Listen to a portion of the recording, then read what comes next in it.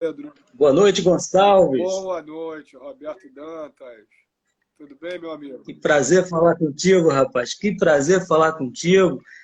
Tive muitos jogando no Maracanã, no meu Flamengo, no Botafogo, seleção brasileira. E, como eu falei, a gente tem um canal que chama-se Dos Campos para a Rede. Criei esse canal no YouTube para a gente trazer o pessoal que brilhou nos campos de futebol para as redes sociais. Por isso esse trocadilho dos campos para a rede. Claro. É uma honra estar batendo esse papo contigo. Muito obrigado aí por ter aceitado. Não, é um prazer poder te receber aqui no Papo do Gonçalo.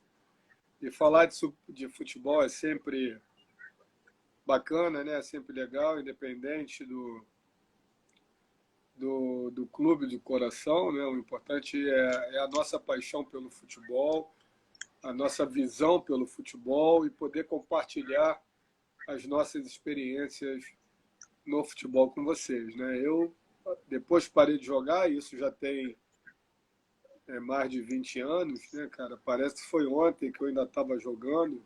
Tamanho é a identificação que eu tenho com o torcedor botafoguense, torcedor brasileiro de maneira geral, né? Tô fora do Brasil, então aqui eu encontro torcedores de todos os times do Brasil.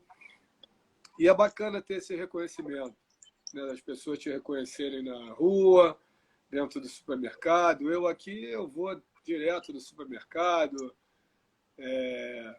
também estou nas peladas, estou em vários grupos, né? Então, tem meu grupo na igreja, todo domingo de manhã, as pessoas, a igreja é um lugar onde as pessoas buscam muito, né, fazer amizades, né, comunhar, e assim, a gente tem a noção exata do nosso legado, né, através do futebol. Claro que o meu legado, além do futebol, ele foi um pouco mais acentuado em função de eu também ter trabalhado na mídia, né, na imprensa, como comentarista, participando de vários programas na rádio também, do Rio de Janeiro. Mas estou aqui à sua disposição, né, o que você quiser me perguntar para eu poder compartilhar com os nossos seguidores que estão aqui. Maravilha. Gonçalves, você é muito conhecido, pessoal do Flamengo, Seleção Brasileira, Botafogo principalmente, a gente vai falar disso. Você é um ídolo e isso é muito bacana. Só que as pessoas lembram do ídolo Gonçalves. Mas eu queria que você falasse um pouquinho lá do início, nos brotinhos do Olaria, e quem foi a pessoa ou as pessoas que te incentivaram, te ajudaram, às vezes, de repente, até financeiramente, para que você realizasse o sonho de ser um atleta profissional. Não, legal. Isso é boa pergunta, né? Eu espero que nós possamos ter aí na live alguns jovens, adolescentes, que não conhecem a minha história, né, desde o início, mas que pode servir como exemplo, né, inspiração. Eu comecei a jogar futebol, eu costumo chamar de futebol organizado, né, aos 10 anos, no Olaria Atlético Clube, clube no qual, na época, meu pai me colocou de sócio. Então, eu passei a jogar um campeonato interno chamado Brotinhos do Olaria, que era um campeonato que era realizado somente aos domingos, né? Que os clubes sociais no Brasil foram criados para as pessoas poderem confraternizar, praticar esporte nos finais de semana, né? Então, frequentar a piscina, tem salão de festa, baile. E eu tive uma infância muito legal, porque eu curti muito isso, curti muito Olaria, né, como sócio do clube, e assistia shows lá, depois um pouco maior, né, de cantores brasileiros, curtia o baile matinê aos domingos, já depois dos meus 14 anos, de 14 a 18 anos, e comecei a jogar aos 10, nesse campeonato interno, só para sócios, né, os meninos dessa idade, de 10 a 12 anos, e ali eu me destaquei e fui convidado para integrar com 13 anos o Mirim do Olaria, que aí já era uma equipe que treinava todos os dias né? No campo oficial, já não era ali no campo society, e nós éramos federados para jogar o campeonato no ano seguinte de infantil pela Federação de Futebol do Rio de Janeiro, que é uma competição tradicional que acontece até hoje, né? E aí é uma competição onde os clubes todos do Rio de Janeiro, da Série A e Série B, participam, né? Hoje mudou um pouco o formato, mas naquela época era muito nivelado. Então, você jogar um campeonato de infantil, por exemplo, 14, 15 anos, além dos 4 grandes do Rio, Flamengo, Botafogo, Fluminense, Vasco, os times pequenos também sempre tinham equipes muito fortes, como Olaria, Madureira, Bom Sucesso, Bangu, e era América, né? O América, então São Cristóvão. Então era um campeonato onde os clubes pequenos eles revelavam muitos jogadores para os clubes grandes. Aí eu fui revelado pelo Olaria e aos 18 anos o Flamengo comprou na época o meu passe para que eu pudesse ir para o Flamengo e jogar ainda 2 anos de juniores no Flamengo, onde eu me tornei bicampeão estadual, sub-20, né? Naquela época chamava-se juniores, também fui campeão brasileiro sub-20 com o Flamengo, que era a Taça BH.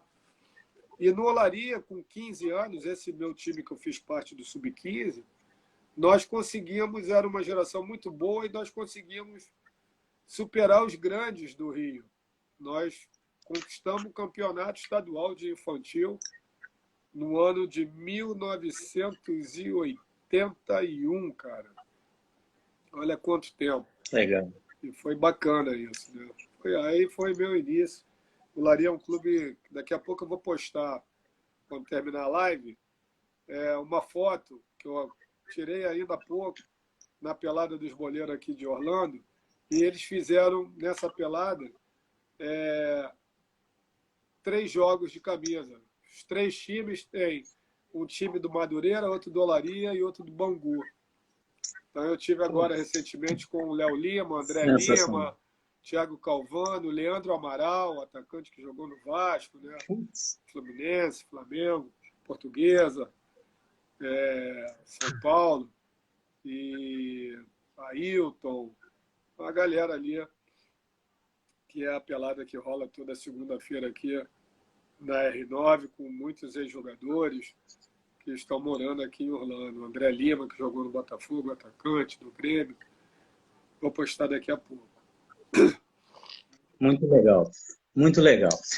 Pulando um pouquinho, avançando um pouquinho, hoje, teve um tempo aí que alguns jogadores estavam quase que recusando jogar na seleção brasileira. E no seu tempo, a gente fala no seu tempo, não tão lá atrás, você falou que tem 20 anos que parou, o jogador sentia prazer, a seleção brasileira era disputadíssima.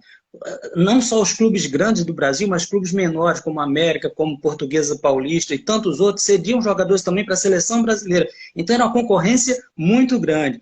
Como é que foi a tua reação? E não tinha essa mídia que hoje todo mundo fica sabendo da convocação, já está ali na televisão, na internet. Na tua época não tinha essa mídia toda. Como é que foi a tua reação e da tua família quando saiu a tua primeira convocação para a seleção brasileira? Cara, foi uma sensação maravilhosa, né? Porque eu fui convocado já com 30 anos de idade. Claro que eu estava vivendo um momento maravilhoso, tinha sido campeão brasileiro com o Botafogo em 95, aí virou o ano, nós ganhamos a Taça Cidade Maravilhosa e estava com um reconhecimento já a nível nacional muito grande e despertando, né,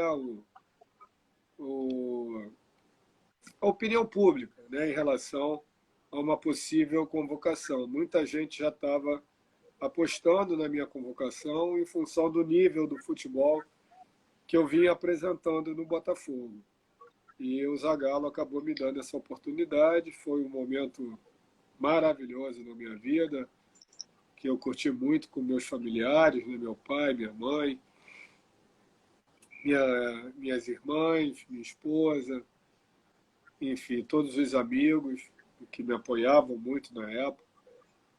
Então foi muito legal. Tem até uma pergunta aqui deixa eu ver aqui, do Jonatas, me perguntando qual foi a melhor seleção, a de 98 ou a de 94, né? Aquela seleção era melhor no papel que a de 94, não? Está me perguntando o Jonas em relação à seleção de 98. Realmente, eu acho que era, né? Em termos de talento, de qualidade técnica, os jogadores que fizeram parte da seleção de 98, que foi vice-campeã mundial na França, foram jogadores com um reconhecimento maior a nível mundial que a de 94. Tá?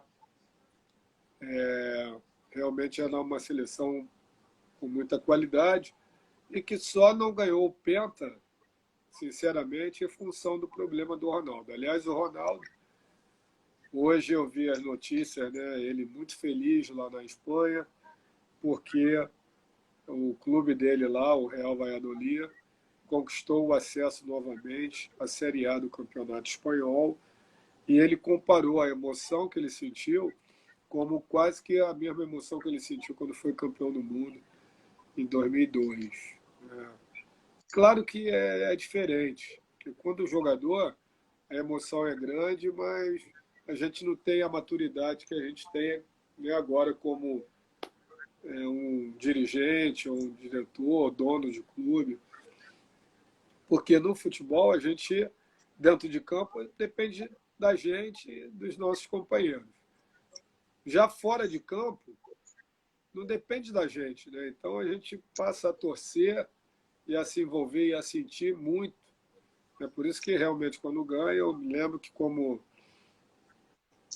dirigente, primeira vez que eu trabalhei como diretor executivo de futebol, foi em 2004, quando eu criei o clube empresa da Universidade Estácio de Sá, do Rio de Janeiro, que é uma universidade conhecida em todo o Brasil, com núcleos em várias cidades do Brasil.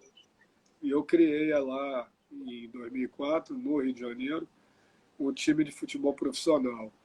E quando nós ganhamos a terceira divisão, né, porque quando você monta um clube novo em qualquer lugar do Brasil, você tem que começar jogando o campeonato estadual e começa na terceira divisão. Aí se ganhar a terceira, sobe para a segunda, ganhou a segunda, sobe para a primeira.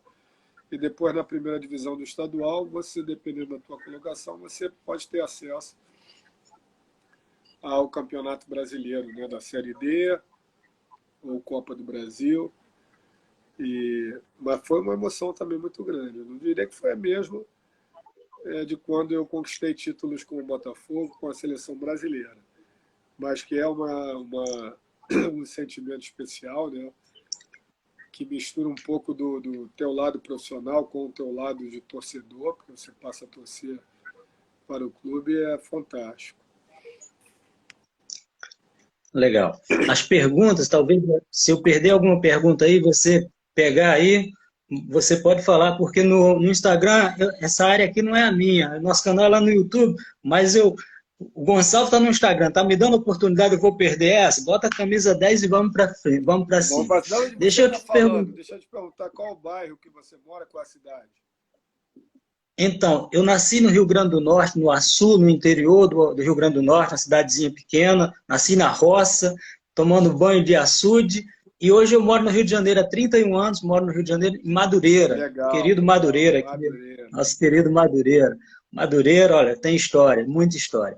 Eu queria te perguntar o seguinte, da emoção, você conquistou muitos títulos, lógico, Seleção Brasileira, Copa América, com o Flamengo, você foi campeão brasileiro, ganhou vários títulos, mas o Botafogo teve aquele título de 95 que parece ser inegável que aquele título foi o mais importante da sua carreira.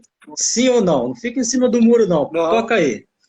Não, sem dúvida, foi o título mais importante da minha carreira, porque foi ele que me projetou, né, para o Brasil inteiro, para o mundo inteiro, para a seleção brasileira, né? Porque uma vez que você joga na seleção, você acaba sendo conhecido no mundo inteiro, né?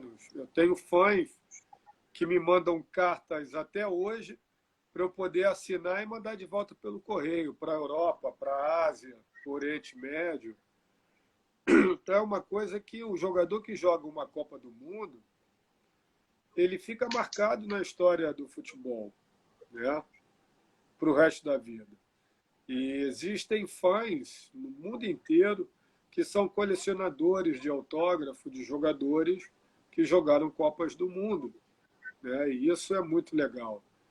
E se não fosse aquele título do Botafogo em 95, isso não teria acontecido na minha vida, né? Então, assim, eu participei do título brasileiro com o Flamengo de 97, aquela Copa União, 87, perdão. Mas eu não joguei nenhum jogo como titular. Claro que eu vivenciei, eu viajei com o time umas 3 vezes, treinei o ano inteiro com o grupo, tinha contrato assinado, fiquei 3 jogos no banco, mas não tive chance de jogar.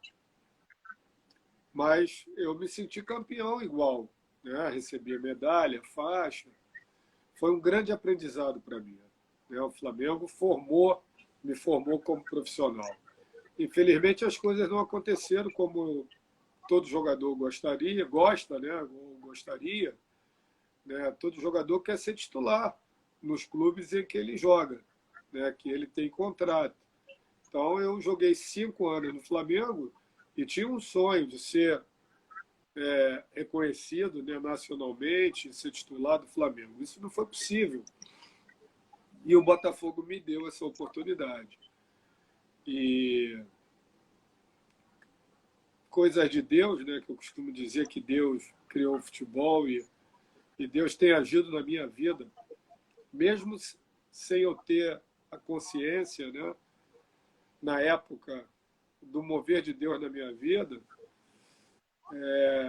as coisas que aconteceram na minha carreira profissional, da forma como aconteceram, eu acho que foi coisa de Deus realmente, né? Porque eu fiz um gol contra, em pleno clássico, o Flamengo e Botafogo no Maracanã, no meu primeiro clássico como profissional, né? E esse gol contra acabou ajudando o Botafogo a ser campeão carioca depois, quebrando um jejum de títulos de 21 anos. Então, ali, acho que já começou a minha identificação com a torcida do Botafogo, porque o Emil Pinheiros, que era o presidente do Botafogo na época, ao terminar o campeonato estadual de 89, ele foi lá no Flamengo e me comprou. Né? E aí Legal. eu fui para o Botafogo. Tá certo. Você jogou numa época que tinha simplesmente ali Edmundo, Bebeto, Renato Gaúcho, Romário. Qual era aquele mais, sabe, a pedra no teu sapato? Qual era o que mais te dava trabalho? Tinha um ou eram todos eles? Porque se a gente pegar só fera, a gente está falando de 4, mas ainda tinha, naquela época o Brasil tinha 50 atacantes em altíssimo nível. Isso aí, você falou tudo. Tinha uns 50 atacantes e todos eles feras, né? Muito bons. Mas o Romário, sem dúvida, daquela geração ali que eu marquei, foi o melhor de todos, o que me dava mais trabalho. Não que eu tivesse um duelo, né? O duelo mais forte que eu sempre tinha era com o Edmundo. Mas o Romário, ele sempre estava bem colocado, era difícil de marcar ele. Não é que, se no mano a mano, não era tão difícil de marcar ele.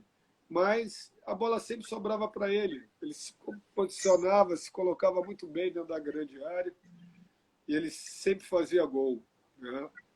Eu devo ter, ao longo da minha carreira pelo Botafogo, devo ter tomado uns 3 gols do Romário. E ele realmente, eu tive ele de companheiro, né? O Romário foi um gênio, né, da grande e da pequena área. Um dos maiores atacantes que o Brasil já produziu, já teve em todos os tempos. Foi realmente um cara sensacional. Ainda é até hoje, ele joga sempre no campo do Sintra, ali na Penha, rapaz, e arrebenta. Tá mortinho, ninguém dá atenção para ele, o homem vai lá e pimba, bola na rede. Por falar nisso, ô Gonçalves, Hoje eu postei nas minhas redes sociais, eu, Roberto Dantas, eu adoro futebol. Não fui profissional, tentei, não consegui, eu adoro futebol. Eu falei que gostaria de ver o Gabriel Barbosa, o Gabigol, na seleção brasileira na Copa. Um 9. Um 9, aquele 9 característico. Que eu vejo o Gabigol, pelo menos no Brasil, não tem perto dele, de fazedor de gols. Não é aquele craque, mas é o fazedor de gols. E aí deu polêmica, é perna de pau, foi para a Europa, não vingou, teve a oportunidade da seleção, não deu. Você, jogador de futebol, trabalha, treinador, prepara os meninos aí, os zagueiros, vive esse mundo. Você acredita, se você fosse o treinador da seleção brasileira, você levava aquele 9-9, aquele homem de área, porque o que a gente tem mais hoje são o Antony, Vinícius Júnior, o Rafinha, excelentes garotos, mas que jogam aberto, pelas pontas. Neymar também não é centroavante. Você levaria um 9-9? Ou, de repente, a minha opinião é totalmente diferente da sua? Qual é a tua opinião? Não, tem que levar. Eu sou a favor de que todo elenco tem que ter um 9, né, com característica de jogador de área, né, goleador, aquele atacante que é aquele atacante de referência, né? Apesar de que o Gabigol no Flamengo, ele está se movimentando muito, ele não fica fixo, né, como 9 de área fixo, como é o Fred, por exemplo, no Fluminense, como é o Germancano no Vasco, né, por exemplo. O Botafogo agora tem o Erisson, né, que é um atacante de referência, mas como tem o Jô, né, o atacante do Corinthians, enfim, e o David do Palmeiras, né, que eu acho que até saiu do Palmeiras agora.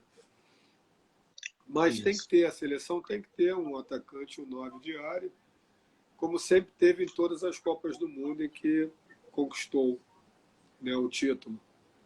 O Gabigol, no Flamengo, ele faz uma função que na seleção brasileira ele não vai poder fazer, né, porque tem vários outros jogadores para fazer a função do armador, do falso 9. Então, ele não faria essa função que ele faz no Flamengo, de se movimentar pela direita, sair, vir buscar o jogo no meio, armar, meter passes de gols, né, cruzamentos, enfim. Na seleção ele não vai fazer. Mas a gente tem, como referência, né, como opção para a seleção brasileira, a gente teria o Firmino do Liverpool, o Richarlison. Qual mais? Que outro, meu assistente? Fala aí. Matheus Cunha? Matheus Cunha também, né? Matheus Cunha, que jogou como referência, né, de área, o 9 de área, na seleção olímpica, que conquistou a medalha olímpica. O Martinelli está jogando aberto. Né? E a gente tem muitas opções de atacantes pelos lados, né? E bons atacantes. Né? Falta, eu acho que o Neymar, ele na seleção, ele vai ser o 10, jogando como o meia ofensivo, né? Ele não vai precisar jogar como ele joga no PSG, aberto pela ponta esquerda, né? A gente vê o Neymar no PSG jogando pela esquerda, porque tem o Messi que joga centralizado. Na seleção ele vai jogar centralizado, porque o Tite tem várias opções de atacantes pelas beiradas, né? Tem o Antony, Vinícius Júnior, Rafinha. Verdade. Tem vários jogadores com muita capacidade, né? Eu acho que a seleção vai fazer uma boa Copa do Mundo no Catar esse ano, pelo momento que vive a seleção, né? E todas as vezes que a seleção chegou como primeira do ranking, a seleção fez nas últimas conquistas, né? Conquistou de 3 Copas do Mundo, o Brasil conquistou 2 e foi vice na Copa que eu joguei em 98. Perfeito. Vou fazer uma pergunta que nunca ninguém te fez. Quem foi o melhor companheiro de zaga do Gonçalves? Pô, essa aí a torcida do Botafogo me faz toda hora. Mas eu tô perguntando porque eu vou salvar essa live no meu canal e vou compartilhar nos grupos do Botafogo. Então eu quero muita visualização, muita curtida. Então por isso que essa pergunta ninguém nunca te fez, eu estou te fazendo. E aí? Não, o melhor assim, a melhor dupla de zaga que eu tive na minha carreira foi com o Wilson Gotardo, né? Pelos títulos que nós conquistamos, né? Foi um campeonato estadual em 90, foi o Brasileiro de 95, foi a Taça Cidade Maravilhosa de 96, foi o Tereza Herrera, apesar da gente não ter jogado juntos lá na Espanha, que eu já estava na seleção, tive que viajar para a seleção. E na seleção brasileira, o Aldair. Né? O Aldair, eu joguei com ele durante 3 anos na seleção, revezei alguns jogos com outros zagueiros, como o Júlio Baiano, como o Clebão, Célio Silva, Márcio Santos, mas o Aldair foi o que eu mais joguei. E eu já conhecia o Aldair do Flamengo, né? Porque a gente jogou junto nos juniores. Ele subiu um ano antes de mim, depois eu subi e joguei mais 2 anos com ele. Isso, 2 ou 3 no profissional do Flamengo, até ele ser vendido para Portugal.